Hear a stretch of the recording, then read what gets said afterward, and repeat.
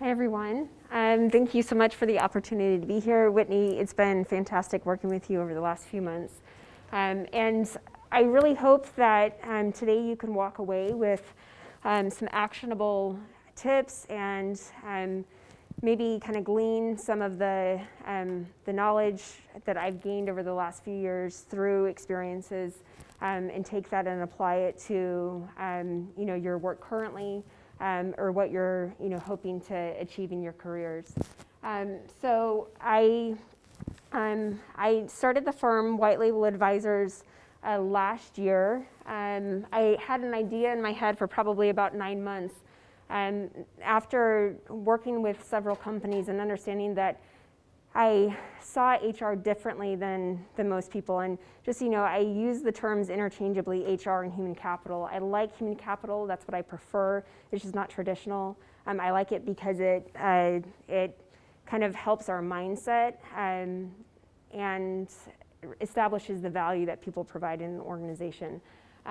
So I started White Label just because my approach to HR is very different, and I back into it from a business strategy and a financial strategy conversation, because most of the problems that we're having there tie back to the people, and we can actually link that together quite quickly. So I'm just gonna see if I can advance.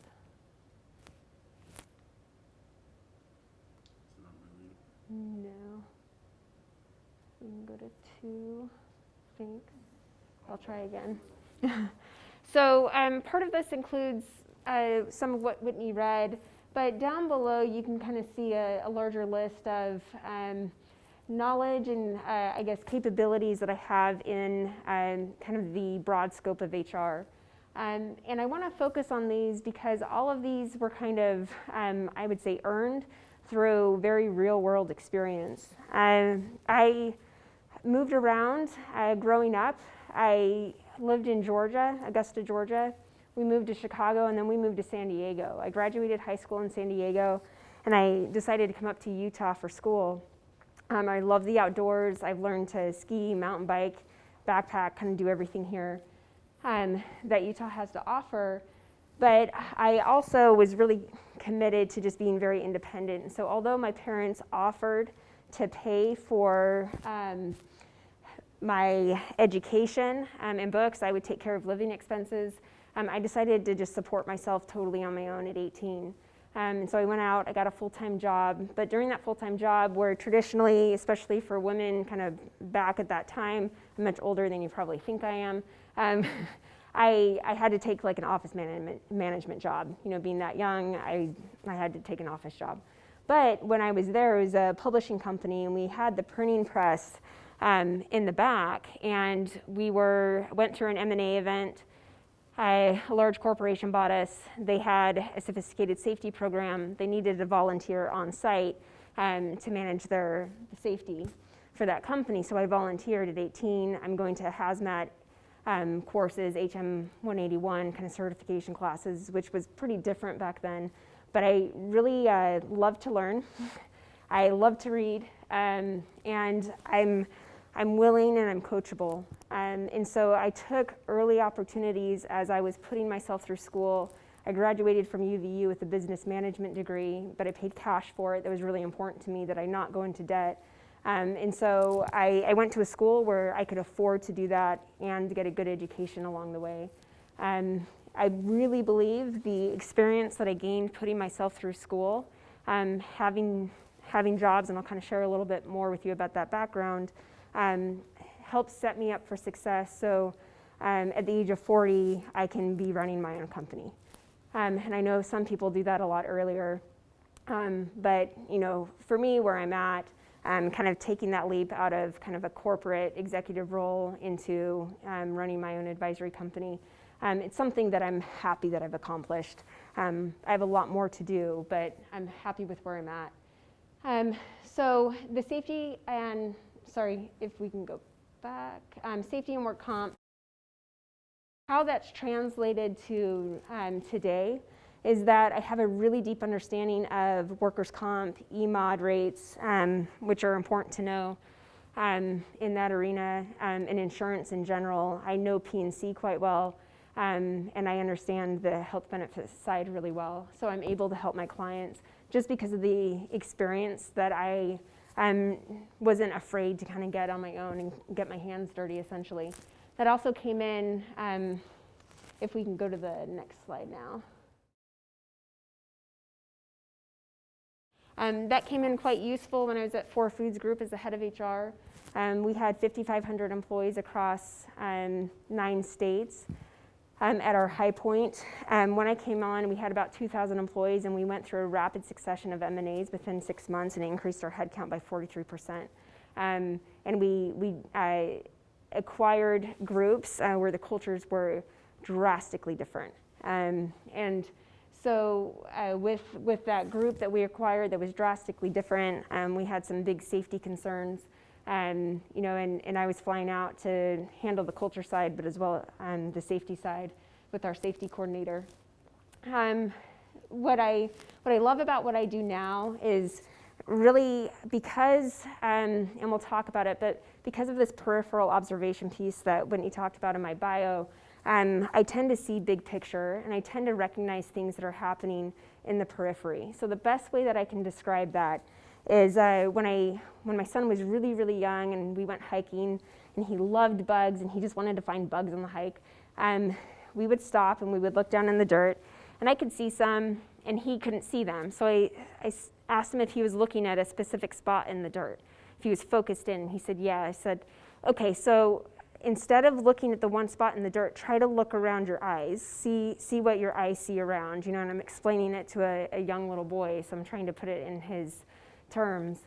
I was essentially teaching him to see in his periphery, and by doing that, he could now see all of the bugs crawling around because he wasn't focused on one spot and he wasn't missing it.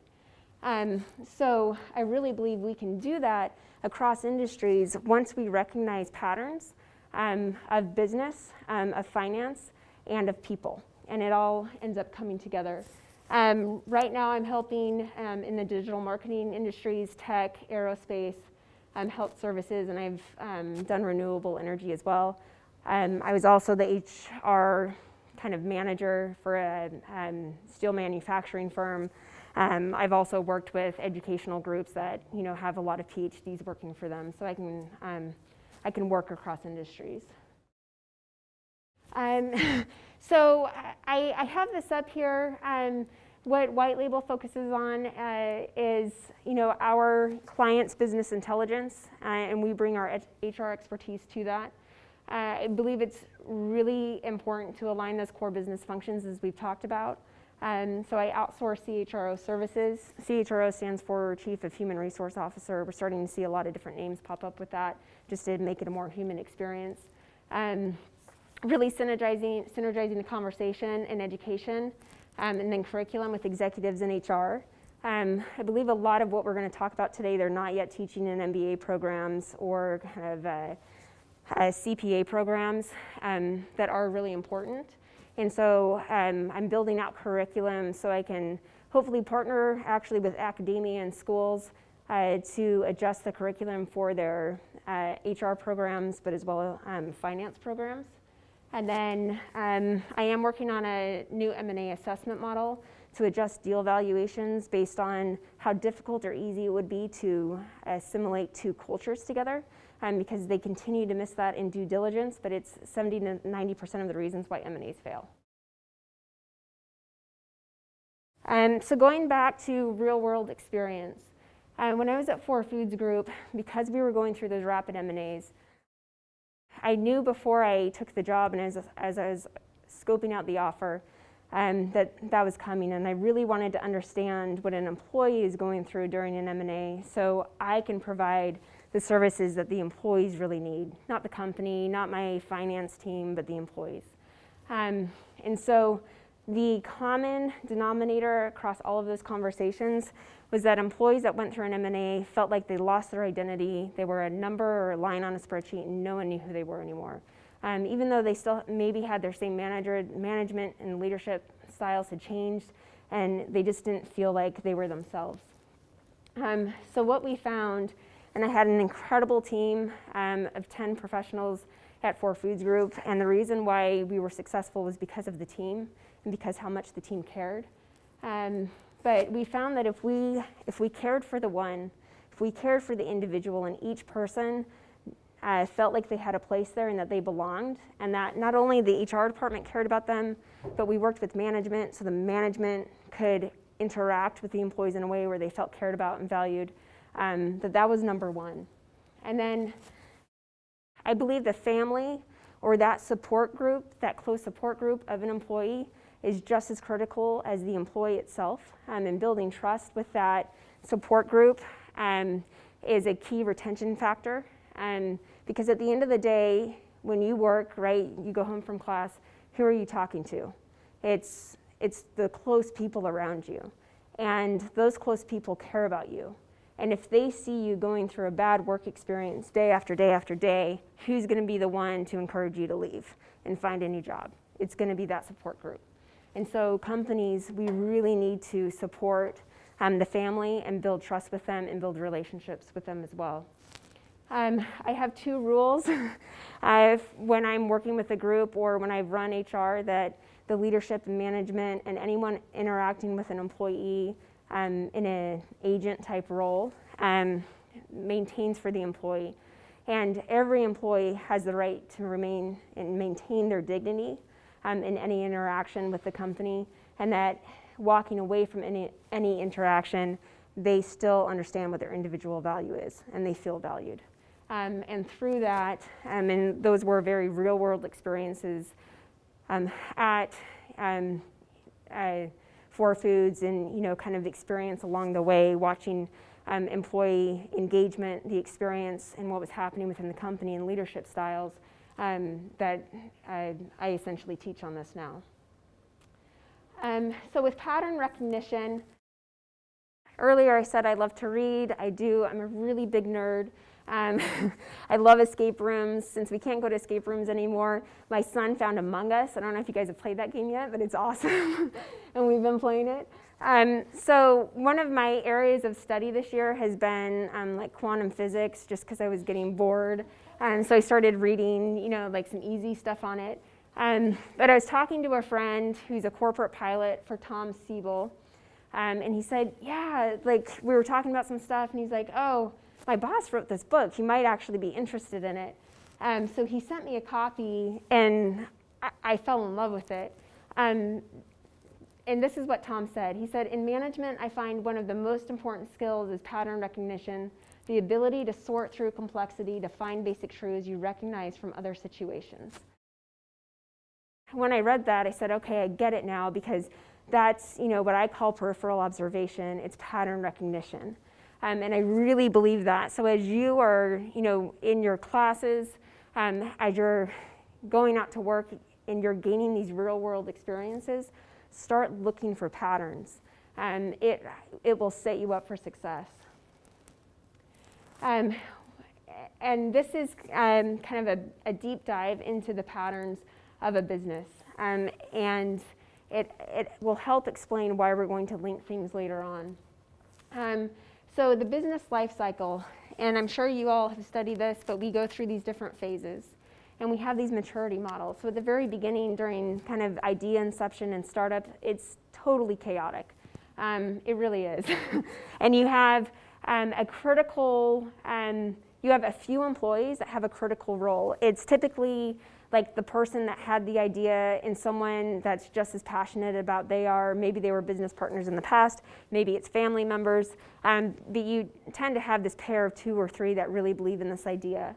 And they start to bring maybe a core group of people on around them, but they have immense feelings of value and fulfillment because they're finally launching this idea.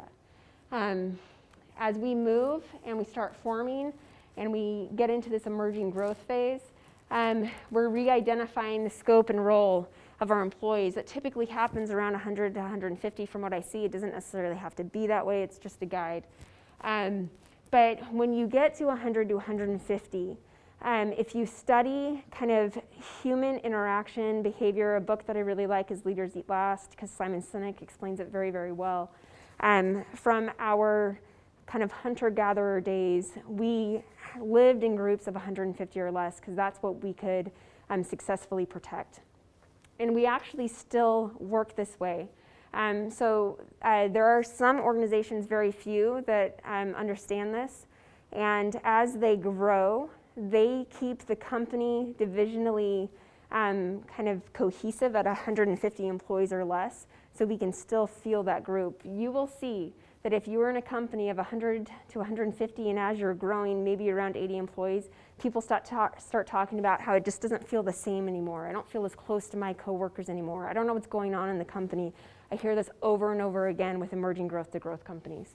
Then we start to shake out. You will see founders leave. You will see a couple of the initial people. The company is becoming more professional. It's becoming more sophisticated. You may have investors coming in now that are changing leadership out. You have some people that are excellent founders and they're excellent idea people, but they can't thrive and survive in a more sophisticated, bureaucratic, and process-oriented organization, and that's fine. But you need to recognize that and be able to let go of it if that's the case. Then we move into maturity where we're optimizing. We're really going after efficiency, and we'll see efficiency come up in a bit. But that's just a phase of the company, but you can see that the employee experience actually is very much the same. And if management and leadership understood kind of where their company was at, now they can start to model HR programs, services, or adjust their talent acquisition or retention programs based off of where the company is headed. So I really love to break out, and this is a pattern recognition thing, the external constructs of a business. So we typically always have a sales team, we have a marketing department, and we have our production or ops, fulfillment, QA, we could have R&D. But that's pretty normal. We have internal constructs too. We have our talent acquisition or hiring and recruiting that we do. Our employer branding, everyone wants to be the employer of choice. So we put messaging around that, right? We ask our employees to go submit Google reviews. I hope you ask them that they're to make real ones. And then performance, we're always monitoring performance, and your good companies will have a performance management system that they're communicating to their employees that the employees understand. And then compliance, we always have to worry about compliance because we have minimum standards set by federal and state and local jurisdictions that we have to comply with. But what happens is, because we have those internal constructs and those external constructs, they're actually quite similar. So if we start thinking about sales, what are we doing when we're recruiting employees? We're trying to put our best foot forward, right? We're trying to sell them on our company so that they will come work for us. And it's very much the same. So HR ends up enveloping the organization because the employee experience is evolutionary, repetitive, and replicable. And the external constructs of the business internal to mirror the internal constructs. And so we take at the end that exploitation being used in a positive term here in a way, the exploitation and extraction of value, which really does help increase the multiple of an organization's value. So we'll see, like in mergers and acquisitions, tech typically is valued at 10x. It's just overvalued, and that's standard right now. And then we also have these exponential returns that maybe aren't stated in value terms, but maybe in the way that a team is synergizing together so they're more efficient, or we have more ideas coming out of this team, or they can just get more quality work done faster. There's a ton of return on that. One of the ways that we need to start structuring our management programs is really about financial strategy. So there are two main financial strategies. It's top line revenue or margins. Typically in a startup in the growth phase, we're just going after top line revenue. We're just trying to get as many users in the system as possible, as many products on the shelves and sold as possible. So that means that if we're top line revenue, we're focused on growth, and we are hiring a high number of lower wage workers because we just need a lot of people in the seat to get through it, and the CFO or the VP of finance, or maybe just a controller at this point, they're saying, no, we got to keep payroll down. On the P&L, payroll is your biggest expense on the people HR side. when we get into margins, that's when the company typically is becoming more sophisticated. The tech group that I'm helping right now, they are in this spot. They, this year, made some big changes. They essentially terminated probably 20 employees because they're outsourcing that entire department. Now they're focused on margin efficiency, and they realized it was cheaper to outsource this department than to keep those employees on payroll. And what they're doing now is they're not necessarily increasing their number of hires or the amount of hiring that they're doing, but they're hiring more key roles. So now they are starting to bring on very experienced employees, but they come at a higher dollar, right, a higher wage. And so that employee, the very experienced employee, can probably get 3 to 5 units of work done compared to the lower wage employee who's getting 1 unit of work done, if we're thinking in ratios. So how this impacts the workforce is that there are direct correlations between the strength of your management and your financial statements. I gave a presentation earlier this year on it, and I was predicting that financials would get squeezed in 2020 and 2021, and people were going to have to make adjustments, and then COVID hit, and I was like, well, I didn't see that coming, and then I thought, well, yes, I did. They just really got squeezed. But financial strategy dictates the workforce demographic, right? We're seeing that if we're hiring a lot of lower wage workers, we're probably recruiting from colleges, right? Kind of your first, second time job maybe, or high schools, you know, going to job fairs. And people are coming to us because they want experience, they need to get experience. So we can pay less for that because we're going to have to invest and teach and have programs for it. With the margin, focusing on margins and efficiency, that financial strategy, we are hiring people that are very experienced. So we don't need to teach them how to be professionals or how to be good at their first job. They've already gone through all of that. We're paying more because they can provide that to us now. So the programs that we're going to have for those employees are very different than the other workforce. The other thing to say about finance and HR and how they link together is that financials, incredibly important, they're lagging indicators, right? They're reporting on what's happened in the past. We're closing our books out at the end of every month. You know, usually the close period is the first of the following month, and then we don't really see things come out until mid-month. Same with the quarters. At quarterly close, it's a big deal. But once I get that from my finance team, it's just what happened 3 months ago. It's not today. What the people provide us are leading indicators. And if we are setting up the right KPIs, the right metrics, and we're treating our people right, we can understand what's happening in our workforce, to our clients, to the product today, and we can accurately predict where our financials are going to land. And our HR department was able to do that when we were at 4 Foods. We had 5 HR metrics. We knew where the profitability of each restaurant, or we called them stores, was going to land, and we weren't surprised when one was either, you know, above or below their food and labor margins, just because of what was happening with the people and management in that store. So the way that I like to arrange my people KPIs is I focus on 3 areas. Are my employees happy? Are they fulfilled? And are they safe? Happy. The manager has the greatest impact on an employee's day-to-day experience. Who are you going home and complaining about? Maybe a bad colleague. Who else are you complaining about if your manager is really bad to your family, right? Is that manager, is the company providing you with stretch opportunities or areas that you can kind of invest yourself into? I really like to write. It's very fun for me. That's my creative kind of outlet. And so being in HR has been great for me because I've been able to compose emails and write, you know, communications to employees, or even if it's something simple like an event, we can design some materials that are really fun and I can write them up. That's fun for me. The safe side is we not only need physical safety. I'm so glad that this is a thing now, but we're finally talking about psychological safety too. You absolutely have to have both. Psychological safety, we can't perform well, and we just don't perform well if we don't feel like we belong, if we have maybe, an abusive manager, things like that, we will perform differently. A couple books on that are Mindset by Carol S. Dweck, and then also Multipliers by Liz Wiseman.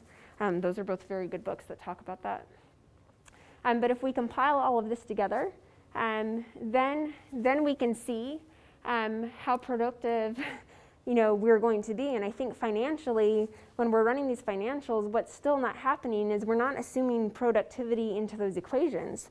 So when our finance teams are compiling the financials and the numbers are off, they're assuming everything's running at 100% productivity. It's just not. And if your employee engagement scores are low, one way of measuring that is an eNPS score. There's a lot of softwares that are going to be coming out that will monitor this better. But if your employee engagement is low, your productivity is going to be low, and we've got issues, and we can fix those. It's funny, I have a couple different terms for what we're going to talk about right here. I like to show it kind of, since we're in this kind of financial conversation, as a risk mitigation strategy. If we're talking kind of more on the people side, the HR side, I'll call it a talent management philosophy. But essentially what we want to do is proactively prevent organizational and managerial codependencies on HR. And we typically get that when we don't set good expectations. If we don't understand what accountability means in an organization, if we don't know what behaviors are okay or not okay, if we don't understand how we're trying to differentiate ourselves, if we don't understand performance, right, your good companies are going to have or be striving towards a good communication platform for your performance. And then also transparency. What does transparency mean within an organization? The transparency piece is also very critical on the correlated overlay model that we looked at earlier. Sometimes because of the company's growth and the change, they don't understand what's happening, and so it's really hard to communicate that to the employees, but then the employees don't feel like they're getting enough information and they start to lose trust. So that's one thing to think about as you're going through your own employee experience. How much does the company know about themselves right now? But we have to set this, and we have to become partners with our management team, or vice versa. HR and management, we're really striving after the same goal achievement. We really want the same thing, and it's been too disparate up to this point. So what I like to do is say, who is the foundation of the organization? Who's really setting that example? That's leadership. That's who it should be. And the employees, the culture, everything's going to fall in line with that precedent that's being set. And I don't know if you guys know this, but a totem pole, we talk about we don't want to be right the bottom on the totem pole. That was actually the chief. And your kind of least valuable person within the community was at the top of the totem pole. The reason why the chief's at the bottom was because that was the one that was holding everything up, right? The burden's on that chief's shoulders. And that's how it should be within an organization. And we can kind of visually represent leadership differently. I have a CEO right now who's represented it in a really cool way, where he's taken the team, and the team is kind of building each other up, and it's all pushing up. So I take CEOs through that exercise. But once we have the foundation set, then the manager and the employee experience is bidirectional. We have 50-50% accountability to each other. I can't expect my manager to provide me a good work experience if I'm not bringing myself to work every day and trying, and vice versa. So with one of my groups right now, we essentially rewrote the purpose of the HR department to factor in the employee responsibility and the manager's responsibility in that experience. Then with the benefit program, that's a whole other piece, and we're not going to talk too much about it today, other than the benefits are a key retention factor. The benefit package, the program, the way it's being delivered, serviced, is a key retention factor, because if your family, if your dependents are on that benefit plan, the health plan, the minute that they walk into the doctor and coverage isn't working or the card isn't going through, they're going back to the company. And you're really building trust or eroding trust that way. But at the end of the day, what we're building is kind of this competitive edge and value with our employees through leadership, retention, building that talent management philosophy that we talked about. I really like to look at alignment in compensation, as Adam Smith described it, real versus nominal labor. I don't know if you guys have read The Wealth of Nations. I think it's super interesting. And he talks about, how employees, they view their compensation in the real value sense because they're looking at hours worked, effort put in, right? A direct in and out kind of relationship where companies, they're going after, what's the market comp? What is our market doing? Where's our industry headed? And it's a nominal value. And that's where I believe we have some of the pay disparity issues. But then to go into value and the value return, right? If we can design our programs this way to understand what the business is currently going through, what our business strategy is, what is our financial strategy, and how are we mapping to that? And then what relationship are we creating with management and HR so that they are supporting each other so that the employees can have a good experience, we can retain those employees and they can feel valued.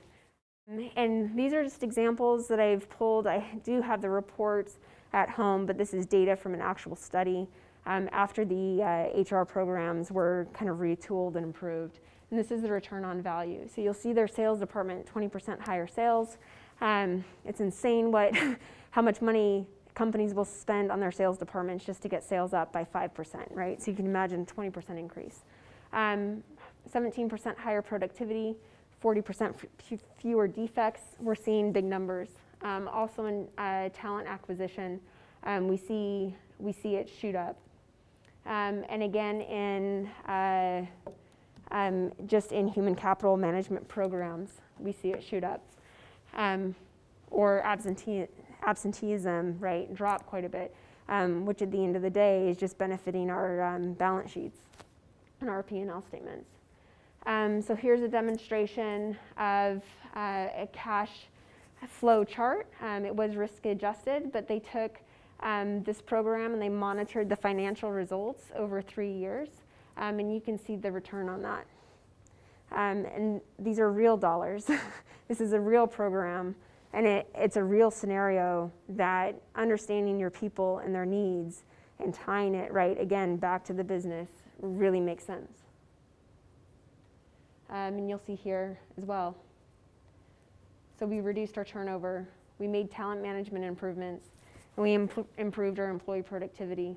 Those are massive gains. That's almost 2 million. So I'm just going to share some final thoughts with you and then open it up for Q&A, if that's okay. So I have 3 kind of key areas of knowledge I think that I've been able to kind of learn and extract over the last few years. The first is that I really believe as people, we change based off of how we feel versus what we know most often, right? We tend to know things earlier and we just wait, and then we feel the pain of it, whatever it is, and then we finally change. If we could change on what we know versus what we feel and almost create self-imposed challenges, right? Put yourself in an uncomfortable situation that you know is going to help you to grow. Give yourself kind of stretch goals and opportunities to learn. I really believe you open the door to further opportunities. A good example of kind of creating a self-imposed challenge is after my son was born, I started marathoning. That was really fun. I really loved it. The reason why I marathon though is because back in high school I had set a goal that I wanted to complete an Ironman by the time I was 40. And I knew that running was my weakest discipline, and I needed to be at least a decent runner to try to run 26 miles after biking 112 and swimming 2.4. So I marathoned. I loved it. I actually had to stop for health reasons for a while. I was finally able to get back into endurance sports, and so I started training for an Ironman. I was able to complete a half Ironman in Oceanside. We had a debate on my swim, so if you actually look me up on the Ironman website, you will see that I have not completed any, because the St. George one I had to pull back because of health reasons. Oceanside, we had a debate on the swim, so they said I could keep my medal, but they weren't going to record it as complete. And then the next year I trained for the full Ironman in Santa Rosa, California. And it was going great, training was great. And then typically in training, you kind of hit that wall. Your body's going through a lot of changes, you're going through a lot of build sessions. I did, things locked up. I wasn't doing all the stretching and the, kind of maintenance that I really should have done within my training. Worked through that, stuck with it. Then I got a new job. My house ended up selling within 3 hours of putting it on the market. Wasn't expecting that. I thought it would sell after the race. So I had all of these kind of things come up. And I maintained as much training as I could until, the race a couple months later. I got sick the Sunday before the race. The race was on Saturday. The worst flu I'd had in years. I think it was just because of all the stress. Had to make a decision by Wednesday. Am I going to show up and do this or not? Yes, I'm going to show up. At least I can be there, right? I've put all of the 7 months of training in at this point. So get there, complete the swim, complete the bike 5 minutes after the run cut off because I had major mechanical issues with my bike that day for whatever reason. The brakes went haywire, the aero bar started falling off in the end. Like everything that could have gone wrong with that bike went wrong, and I had my bike techs working on it. I'd never had issues with it like that before. So I didn't complete it, but I learned so much along the way, and I knew that I was going to appreciate the journey more than the end. And I have that goal still out there. Now I've passed the age at this point, but I still have the goal that one day I'll cross the finish line. But I'm glad that I put myself in that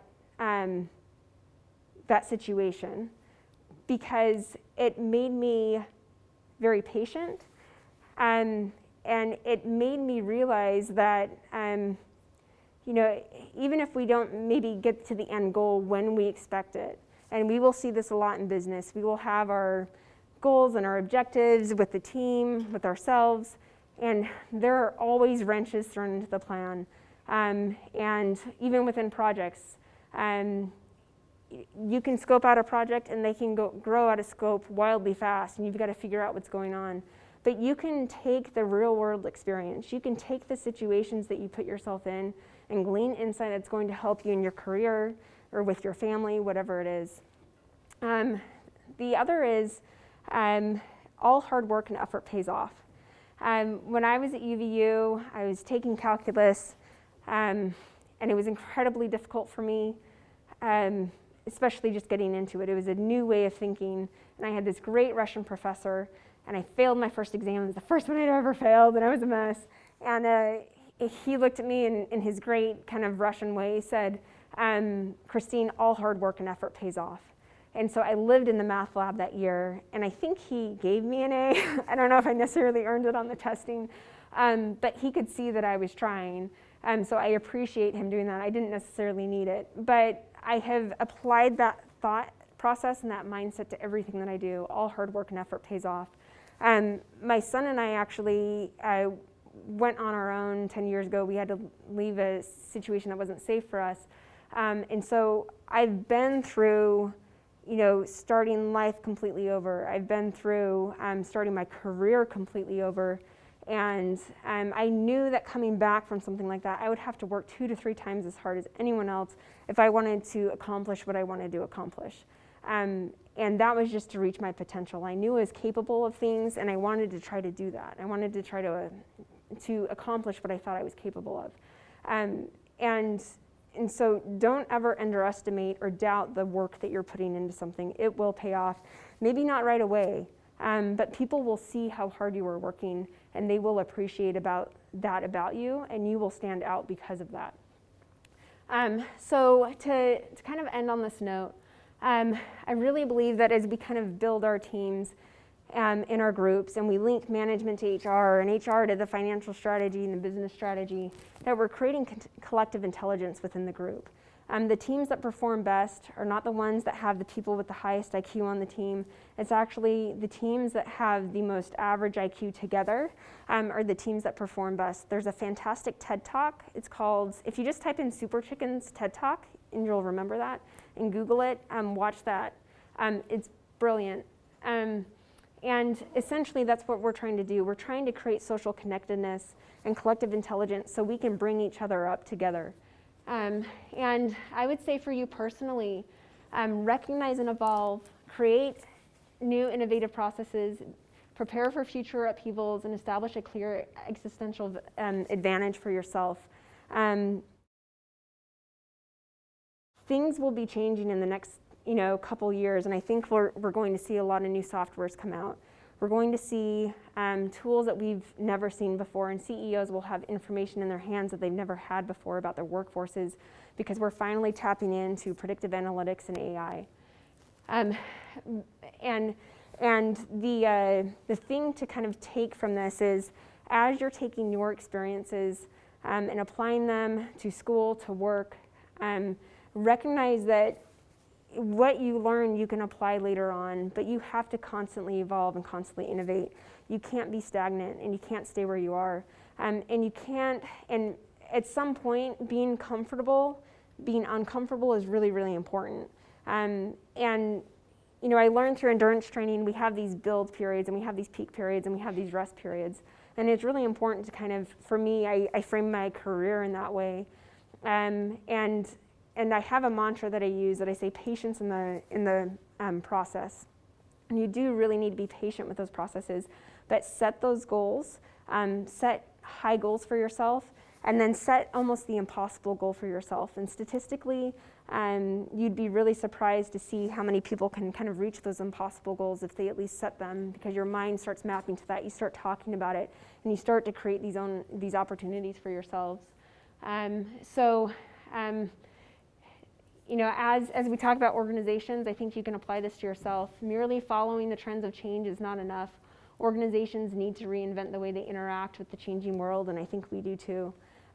So I would just, to wrap it up, thank you so much for the opportunity, and I really wish you luck in what you're, here to do and what you're hoping to do later on. You can absolutely achieve it, and I think at the end of the day, the most important thing is that you're believing in yourself. So, thank you.